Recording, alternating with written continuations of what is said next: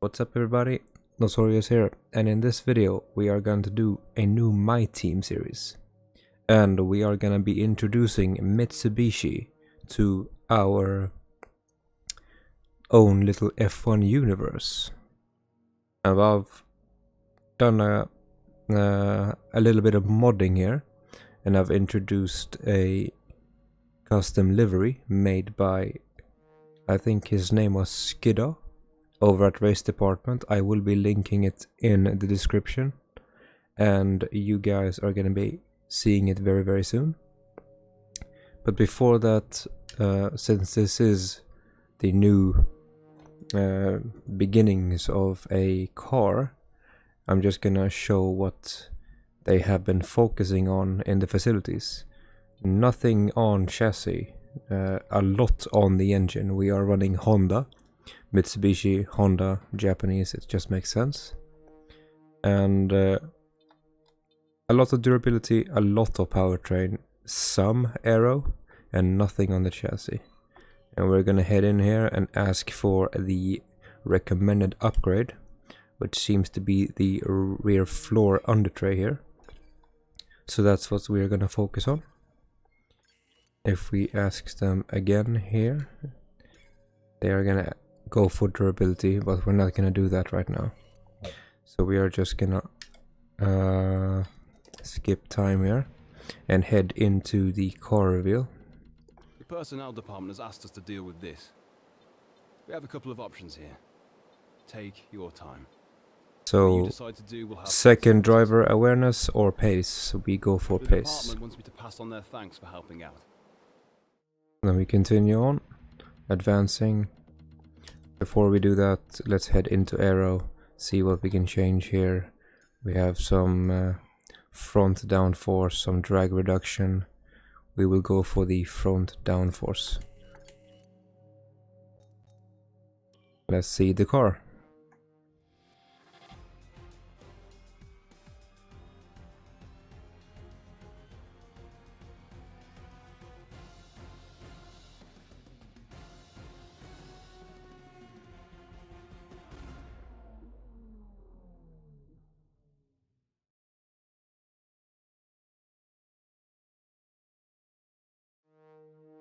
Now this is a very beautiful livery, very well made, and as you can see here we have custom made suits in the mod. We have the Mitsubishi logo all over, and it just looks very beautiful. We have Robert Schwartzman as our teammate, and we have right now we're above 3 teams, and Alfa Romeo is close to us. Everyone starts here in my team. It's nothing special. Let's see what we can check out a bit more here. Teams are standard. Facilities 0010. We're gonna be focusing on that. Our main sponsor for this year, where we can find that sponsorship, Xenon. Earn 15 points in the championship, which I think we can do with some luck. It's a fairly reasonable goal to hit. And let's head into Bahrain. Hey boss, I think we could better manage our time by organising some team activities. Head to the activities screen to see what we have available. Hey, the personnel team wants to run this one past you. Let's increase the focus of our I teammates. appreciate you taking the time to help out. Some more weekly resources, and we head into Bahrain. Now, some important info that I want to get out before I start this. I am gonna be running one-shot qualifying, and in every race I am gonna start from the back. So I am not gonna qualify in these. At least not for the first season. I want to sort of play this out, have fun with it, see what I can do, and then if the series takes off, then we can do a little more standard series for the next one. But for now, we're just gonna have some fun, see a Mitsubishi run on the F1 grid and see what it can do. So without any further ado, I will head into the race right now. Okay then, we have a medium start from the back of the grid. And we have fueled the car for 15 laps, 1 lap over, just in case, who knows. This might be a hungry beast. 5 lights have gone and away we go. There we go, we have a very good start compared to Mazepin there. And we have Alonso right behind us. And into turn 1 we are getting squeezed here into a sandwich. We give the hand gesture of I'm not pleased with you. We have Stroll, Ocon ahead of us. We have Russell ahead of us as well. We can see Vettel. And into turn 4 here we have 4 cars fighting for 1 position. And we are basically trying and stabilize our position, see where we end up. But into turn 6, I think this is, we have a little look on the inside here. We almost hit the gearbox of Ocon and end our race on lap 1. I can't think of another driver in F1 that ended their debut season in the first couple of corners of race 1. Who might that be? But we have survived so far, and we are holding P18 right now. Alonso is not giving us the space, ironically, and we take the inside line into this corner, uphill corner, and we squeeze him out a bit. Now he has to yield position. How ironic is that Alonso is not giving us the space? But that little bit of fighting has cost us around a second to the Williams car ahead. And now you just gotta get your head down and work that time back. And at the end of lap 2, heading into lap 3, we see an opening here with Russell fighting with Schumacher. And they have a little bit of contact ahead.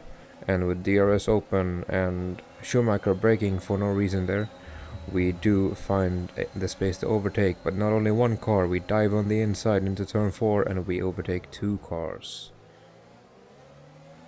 We have now significant pace difference on the soft runners at the back of the grid. Not so much the people at front. I think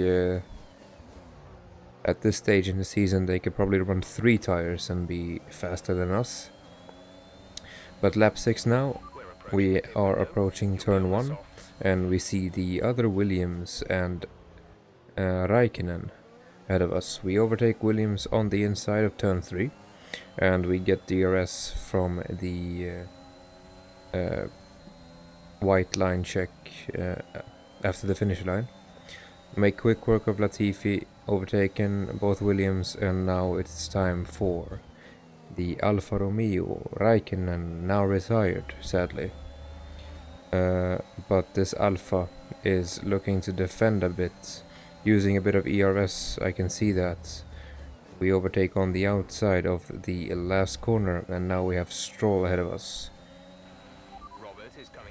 Our teammate Schwartzman, who started P9, somehow is pitting, and now we are P12 with half the race remaining, and we send it on Stroll. We do make slight contact, and I believe that is damage for the both of us. And I kind of put my hand up there. That was 100% my fault, a bit over eager with all the overtaking. And the car has to pay a price for that, unfortunately. But our front tires are getting a bit cooked. We have the softs waiting for us in the pits, and now we are heading into lap 8, where we will push. This is now our in lap, and as you can see now, I think in a couple of seconds here, you have Hamilton and Leclerc coming out of the pits. And so that I don't lose time, I thought I could overtake this Ferrari here and just push, but they are on fresh tires. So right now, while staying ahead of the Ferrari, I'm costing Leclerc time, and I'm sort of costing myself time. and I couldn't just let him go because I thought I would lose more time. So it's kind of a dilemma here on what you do on your in lap. But here at the end of lap 8 we are gonna head into the pits. Leclerc had overtaken us. We found some space to let him go, and now we dive into the pits. Careful not to get any penalties, that's quite unnecessary. And right now we hold P11, P12 right now. We will be overtaken for P13. Complete, go now. Our teammate overtakes us, and we have a 1.8 second pit stop. What the hell was that? Did we hire the Red Bull guys? I've never seen a stop that quick for me. But we come out P13, we have our teammates ahead of us, and I think 1 or 2 cars who has not pit yet. But lap 10 here, we can see the delta to our teammate there, 5 seconds. And the lap after that, we cut it down to 3.5. We are catching by 1.5 a lap. Going into lap 12, we have 2.5 seconds. And now going into lap 13, we are just outside of DRS, and we are really milking these softs so that we can catch our teammates. We're no longer fighting for points, neither do I or my teammates, but we fight for who finish ahead of the other. And now, still outside of DRS, but very much in the slipstream. We use this small tire advantage to just nip away at the delta, and now into the final lap we have DRS, and it's time to send it. Really send a statement as he tries to defend into turn 1. We have some slight contact, but nothing major, all fair and square. We overtake, we still have DRS from being behind at the DRS check, and then it's just speed up this lap. We don't have anything to worry about. In a couple of laps, in 7 laps, we have absolutely cooked the front tires there.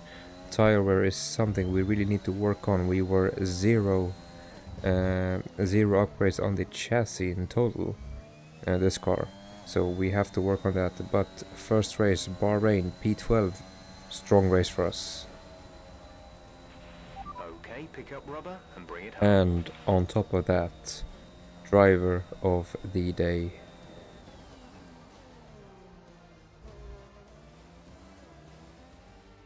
Red Bull are our winners today after showcasing some incredible driving.